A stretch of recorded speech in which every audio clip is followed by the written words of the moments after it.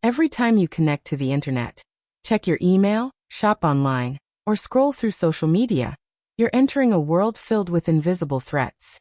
But don't worry, cybersecurity is here to protect you.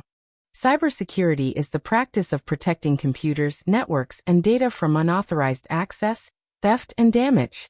Think of it like a digital bodyguard that keeps hackers and malware away.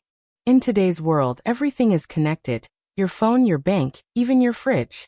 If cybersecurity fails, your data, identity, or money can be stolen. Hackers use many tricks like viruses, phishing emails, and ransomware to break in. These attacks can lock your files, steal passwords, or spy on you silently. Remember the WannaCry attack in 2017?